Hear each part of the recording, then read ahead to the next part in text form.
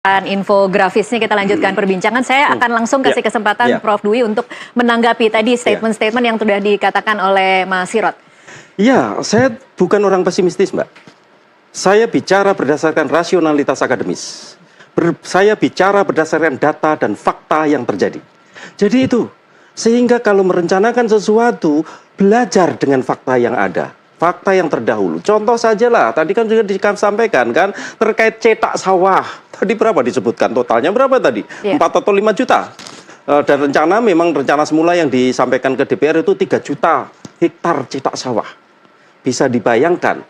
Tanya di masa Jokowi. Ada rencana program cetak sawah 1,2 juta hektar. Hasilnya apa? Nol.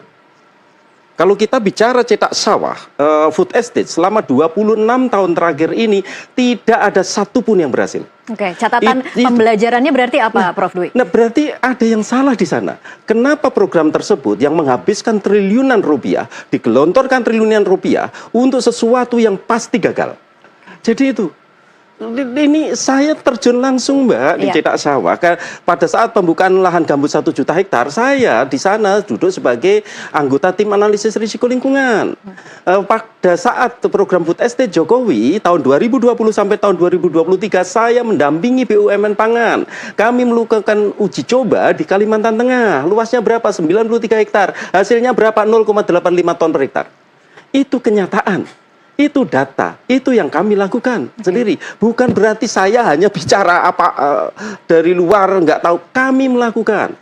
Tadi sudah saya ceritakan, saya 28 tahun bergerak di jaringan tani, betul-betul bergerak. Bukan sebagai mercusuar, datang, hahaha, enggak. Jadi itu. Jadi ada persoalan besar, untuk itu saya sebutkan, beberapa program yang dicanangkan pemerintah tidak realistis. Menegasikan rasionalitas akademis. Itu yang paling penting. Saya ke Mas Sirot sekarang. Kita bicara soal food estate berarti ya, Mas Sirot sekarang. Apa catatan dari tim Anda yang kemudian bisa jadi evaluasi dan pembelajaran agar tidak melakukan kesalahan yang sama soal food estate ini, Mas Sirot? Ya, saya kembali lagi, ini logika sederhana saja. Kalau kita melakukan hal yang sama berulang-ulang, benar kata Prof. Andreas, ngapain kalau udah tahu bakal gagal gitu kan? Yang jadi concern kita, apakah benar Pak Prabowo dengan rezim yang sekarang ini melakukan hal yang sama? Saya melihat ada perbedaan ya. Contoh misalnya ya, sekarang ini kita praktis punya bendungan 62 unit, 62 biji bendungan yang sudah jadi nih. Dari 65 targetnya Pak Jokowi, sudah detiknya 62. Jadi kita sudah punya tampungan air, apalagi sekarang musim hujan ya. Jadi tinggal dibuat irigasi teknis. Itu banyak problem, saya ikuti beberapa webinar, itu banyak sekali problem. Tapi setidaknya air itu di banyak titik sudah tidak jadi masalah. Yang kedua, food estate kita memang bukan skala lab ya, bukan skala teoritis. Itu pilot plan project dilakukan. Dan benar, Pak Dwi bisa mengkonfirmasi, itu beberapa lebih banyak gagalnya. Jadi tadi 0, sekian hektar hanya 0,85 ton per hektar, Mas, hasilnya. Ya, 0,85 ton per hektar. Tapi di situ kan Pak, kita yang saya dengar itu kan kualitas tanah ya. Tanah itu match lah. Itu sudah food estate sudah lama itu. Udah zaman Soeharto dulu. Betul Pak, ya, tahu. Saya masih kuliah itu di blok A3. Kami kerjakan di sana. Baik, silahkan Mas Sirot. Terus kan food estate yang dilakukan oleh Pak Prabowo ini, yang dilakukan oleh Pak Amran, itu kan di Merauke, yang secara, yang saya dengar juga ini, saya lihat ya, laporan juga dari teman-teman, itu mereka dengan kualitas pembelajaran dari kegagalan sebelumnya. Jadi kalau kita secara teori kan kita bahas skala lab lah ya di kampus gitu. Tapi ini kan udah pilot plan, jadi di dunia nyata gitu. Sudah gagal, apa diperbaiki? Oh, ini kegagalannya di sini diperbaiki. Terus yang di food estate itu juga ada pasukan untuk model petani mudanya gitu loh. Itu di improvement oleh Pak Amran gitu. Nah, itu hal yang sebelumnya tidak ada gitu, saya perhatikan. Pak Prabowo juga saya kebetulan di Unhan melibatkan juga Tantama ya untuk dikirim ke sana. Kalau di BPN kita ada istilahnya SPPI ya, Sarjana Penggerak Pembangunan Indonesia gitu. Baik. Terus sekarang Polri juga merekrut untuk sarjana pertanian seperti ini. Baik. Nah, belum kelembagaan Bappenas yang tadi 3 tahun Pak Dwi bilang sudah cukup bagus. Sekarang di improvement karena ada Menko Pangan, ada Bulog yang direorganize gitu loh Pak. Oke, Mas Hirot, ini artinya untuk food estate tetap akan menggunakan food estate yang terbengkalai dan kemudian dengan catatan pengalaman kesalahan di masa lalu dilakukan perbaikan, atau juga tetap akan membuka lahan-lahan baru? Seperti apa kira-kira nanti, mana yang akan digunakan lagi, mana yang akan buka baru, Mas? Problem beras kita itu kan mau intensifikasi sama ekstensifikasi kan. Iya. Intensifikasi mau kayak gimana aja dengan alih lahan jadi properti di kota-kota itu udahlah, nggak akan bisa intensifikasi itu. Terlalu banyak mulut yang harus kita suapi kan, ada hampir 200 juta 200 juta rakyat gitu, 200 juta mulut. Jadi kita harus ekstensifikasi. Jadi harus dicoba lagi terus, dan itu menggunakan kemampuan teknik yang diperbarui terus gitu.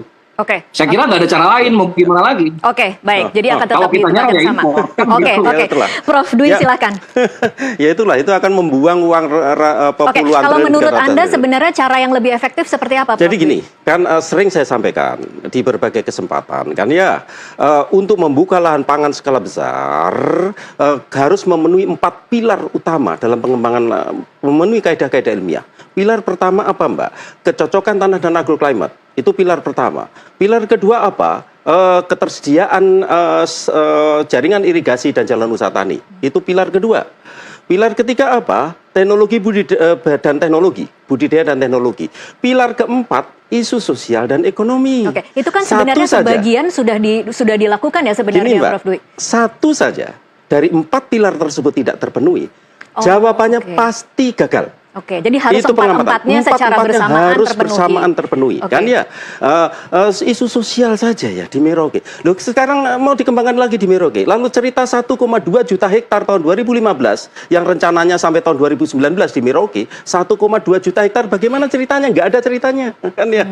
Dan sudah barang tentu di sana sekarang terjadi konflik-konflik sosial yang ada di sana, kan ya. Kita nggak usah jauh-jauh ke Merauke, ke Kalimantan Tengah yang gambut 1 juta hektar. Saya kurang tahu Mas Hirot apa mengalami itu. Saya mengalami betul. Kami melakukan uji coba di sana dalam skala besar, kan ya. Tadi cerita terintensifikasi. Kami membantu BUMN Pangan tahun 2020 sampai tahun 2021 melakukan proyek intensifikasi di mana di PT SHS, Mbak. Baik. Berapa luasnya? Bukan luas di atas kertas, bukan lab tadi yang dikatakan, 1000 hektar kami lakukan. Dan peningkatan produksi berapa? 30%. Oke. Jadi intensifikasi masih ada kesempatan didorong, kan ya. Dan kenapa? Dan sekarang ini semuanya sama rata, Mbak. Pupuk sama rata, semua sama rata. Kita tidak pernah menerapkan apa yang kita sebut sebagai precision agriculture, pertanian presisi yang spesifik wilayah. Jadi kalau saya pribadi, daripada uang dihambur-hamburkan puluhan triliun untuk sesuatu yang pasti gagal, lihat aja lah nantilah. Yang sesuatu yang pasti gagal lebih baik digunakan untuk hal yang lain. Katakanlah program transmigrasi ya. Program transmigrasi kita tetapkan wilayah-wilayah tertentu, nggak usah bombastis jutaan hektar, nggak usah lah. Wilayah-wilayah tertentu puluhan ribu hektar saja, kan ya. Lalu yang memenuhi 4 kriteria tersebut, kita fokuskan pendanaan ke sana. Jadi lebih baik kecil-kecil saja gitu ya. Beri lahan petani 5 hektar, jangan yang 2 hektar seperti sekarang ini kan. 2 hektar untuk tanaman perkebunan, 2 hektar untuk tanaman tanaman pangan, 1 hektar untuk pekarangan dan rumah. Dan support kehidupan mereka minimal selama 4 tahun. Kan? Selama 4 tahun? Iya, harus. Karena apa? Karena kan mereka 4 tahun diharapkan dari tanaman perkebunannya sudah muncul. Dengan cara itu akan bisa lebih mengena daripada menghambur-hamburkan uang untuk proyek-proyek ambisius yang jawabannya pasti gagal. Udahlah, kita lihatlah di 5 tahun lagi. Oke, baik. Kita masih akan lanjutkan nanti di segmen selanjutnya. Pemirsa tetaplah bersama NTV Prime. Usai jeda kami masih akan kembali.